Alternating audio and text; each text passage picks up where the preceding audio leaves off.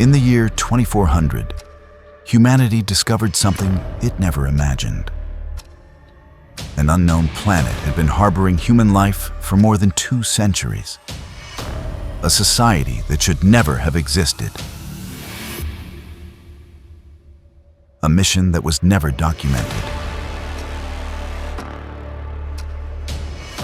Records point to a secret mission by the Soviet Union, launched in the midst of the space race.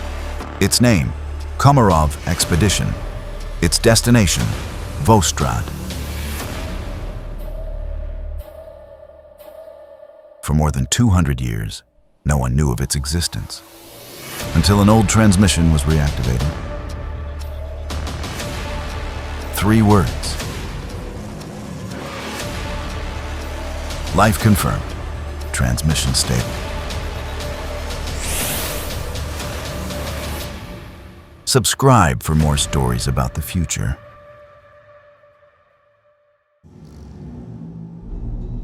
Declassified documents place the Kamarov expedition. A secret Soviet mission sent outside the solar system aboard the Crasnova spacecraft. Reports mention a destination called Vostrad.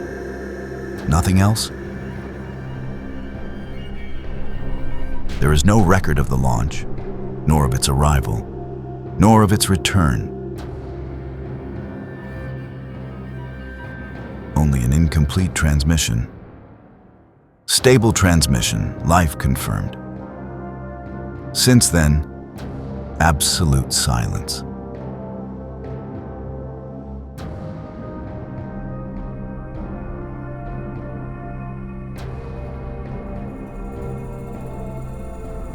The Soviet Union was experiencing the most intense moment of the space race.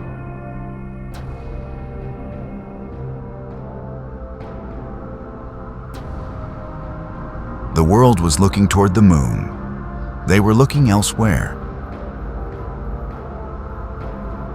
Among thousands of official projects, there was one that did not appear in any records.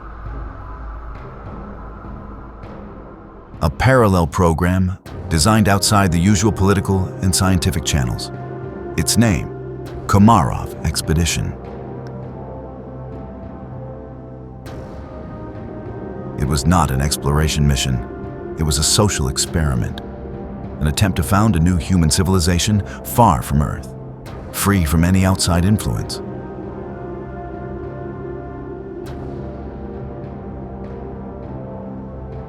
Fragmented reports mention a ship, Crasnova, designed in secret in an underground facility in Kazakhstan, a huge structure powered by an experimental propulsion system.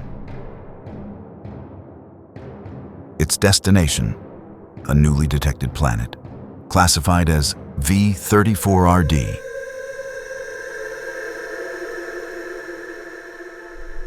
Its codename would be Vostrad. The crew consisted of 26 people.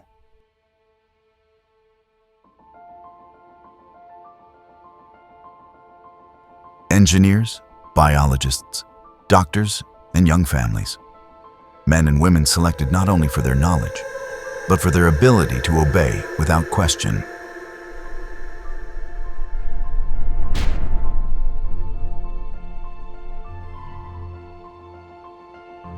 The launch would have taken place on a December night, without the press or witnesses.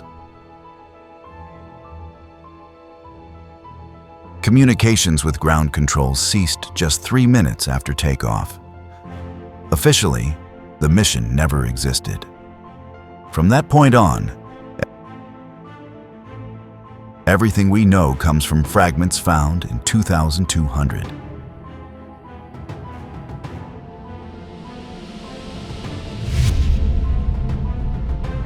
Scattered records, loose notes, undated voice messages. Among them, one clear, short, devastating transmission. Transmission stable, life confirmed. After that, nothing, only silence.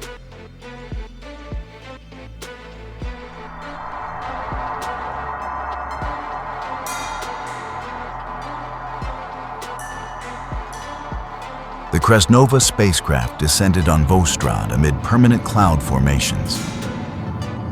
The planet had a dense atmosphere, laden with oxides and metallic particles. The landing took place in an equatorial zone with geological stability. The terrain was rocky and contained traces of water on the surface.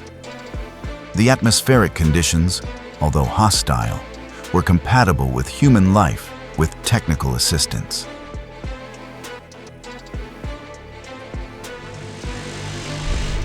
The first structures erected were the living quarters and an observation point designated Mir 1. Laboratories, generators, and life support systems were subsequently installed.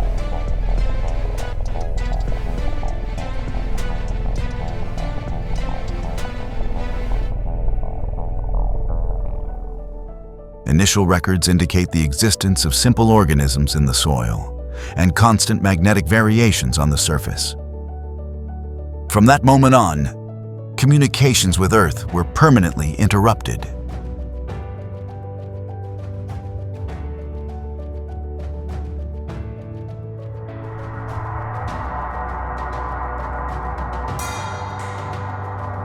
The colony was established in the equatorial region of Vostrad, in a valley sheltered from storms. The ground was solid, and beneath it ran geothermal currents that provided constant energy from day one.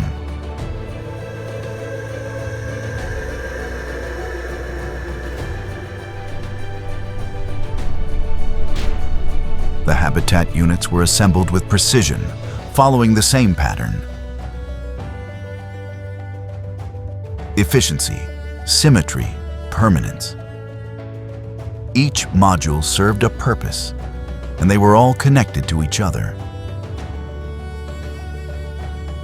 The entire structure behaved like a single organism.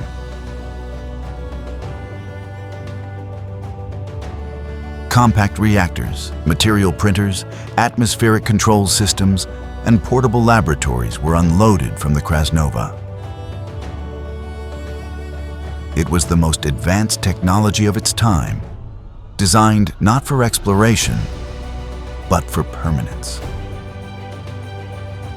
The work was organized collectively. Men and women shared tasks in rotating shifts: maintenance, cultivation, exploration, and education. There was no visible command structure or ranks, only assigned responsibilities and a common routine.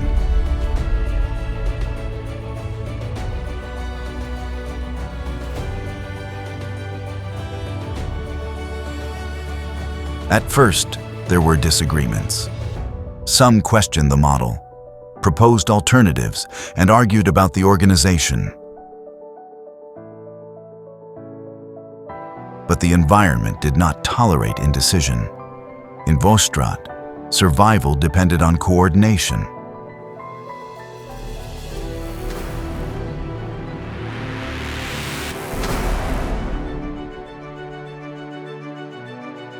And over time, coordination ceased to be a choice. The dwellings were identical. The shared spaces were spacious, austere, without personal touches. Everything was designed to last, not to stand out.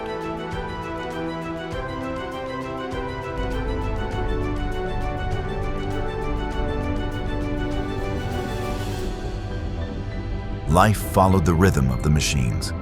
Each energy cycle marked the beginning and end of the day.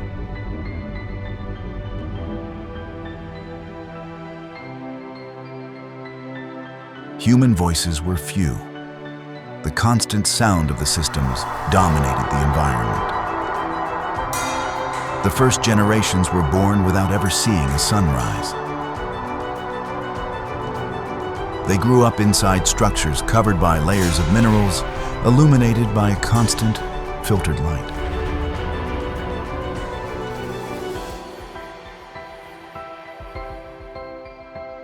They learned to repair, to cultivate, to maintain. Each person was worth the same as their task. Over the years, the buildings expanded in an almost mathematical order. The colony grew downward, seeking the warmth of the subsoil. Local materials replaced those of terrestrial origin, and metal began to mix with stone.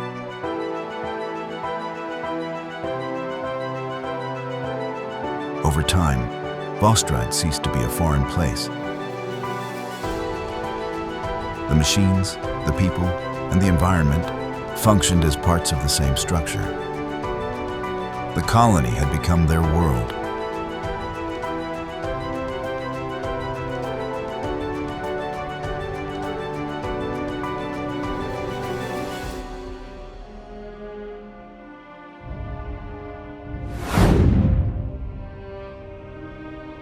Vostrad hides a truth that its own inhabitants are unaware of. Before the launch of the Crasnovi, those responsible for the mission understood something.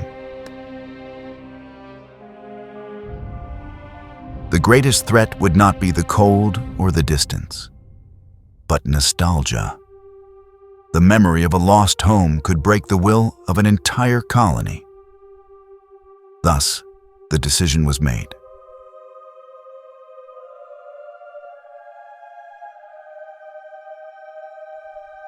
The first colonists agreed on a narrative. They would not tell their children about Earth or rivers or the blue sky. They would tell them another story. The world they came from, they were told, was dead. Exhausted by centuries of exploitation, poisoned by its own industry, fractured by endless wars. The atmosphere had become unbreathable, the oceans toxic, the cities uninhabitable ruins.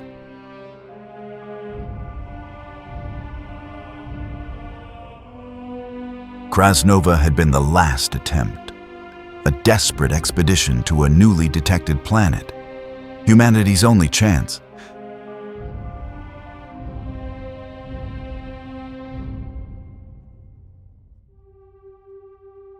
They did not mention that Earth was still inhabited, that billions of people continued to live there.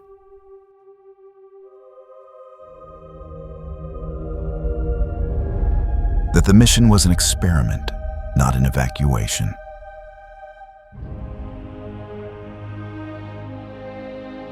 From generation to generation, children grew up hearing the same story. A dying world to be left behind, not returned to. Vostrad was not an exile. It was salvation. When the first generation died, their children passed on the same story. With each repetition, the details became vaguer. The world before no longer had a name.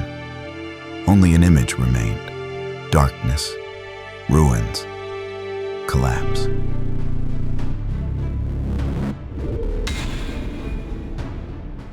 And Vostrad, in contrast, was light, order, future.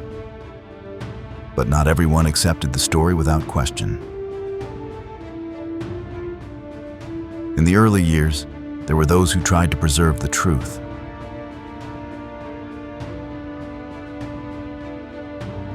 Hidden recordings, encrypted files, documents buried in the deepest levels of servers. Some spoke openly. They demanded that future generations know their true origins. They were not silenced by violence. Simply, no one listened to them.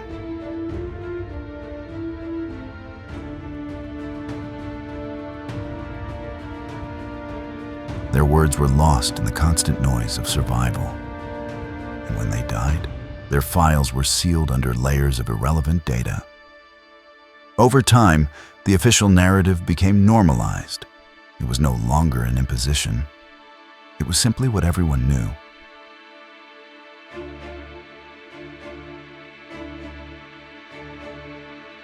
Asking for details about the previous world became strange, unnecessary. Why stir up a dead past? Education reinforced the narrative. Children learned history through projected images, devastated landscapes, gray skies, collapsed structures.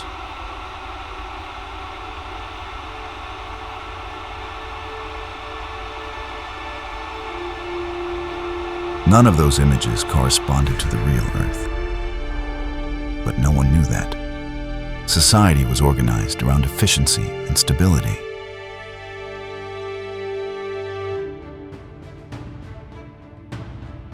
Everything had to function as a closed and harmonious system.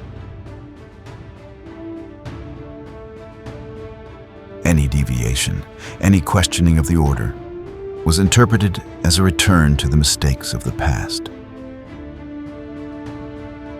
The cities spread out beneath the red haze like symmetrical networks of metal and stone.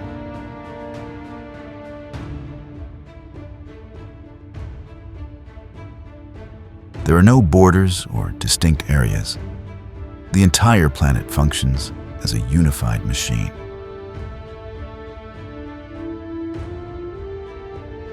The architecture follows principles of exact geometry.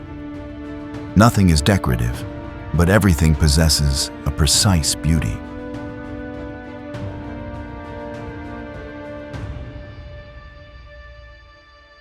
Energy comes from within the planet.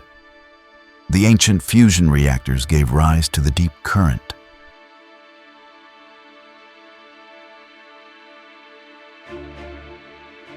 A system that channels heat and magnetism from the subsoil. This invisible flow feeds the cities, regulates the temperature, and sustains crops. Bodies also changed.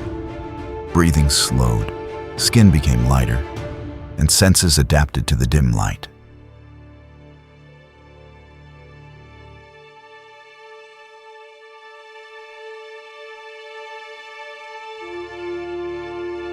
The humanity of Vostrad evolved alongside the planet until it became inseparable from it. The myths of origin speak of a first descent and a destroyed world. But the word Earth does not appear in any archive. Only incomprehensible coordinates and fragments that no one has been able to decipher remain.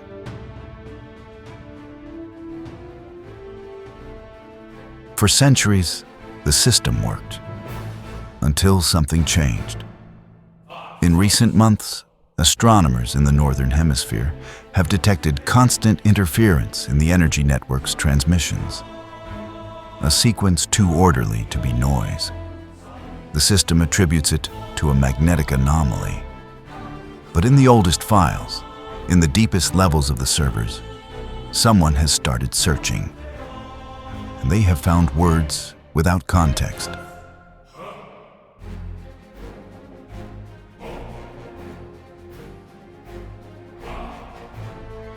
Names that do not correspond to any place in Vostrad. Coordinates that point to the void. And a transmission forgotten for 200 years. Stable transmission. Life confirmed. Very soon, on a planet that grew up believing it was humanity's only home, someone will discover that they were never alone.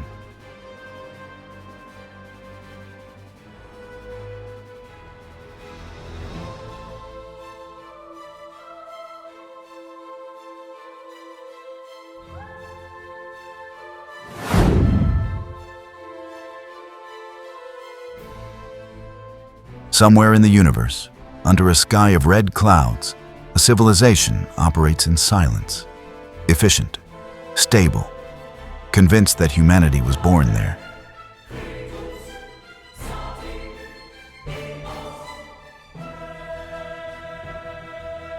And on Earth, after 200 years, someone has just found the coordinates. Two worlds, one species, about to discover that they were never alone.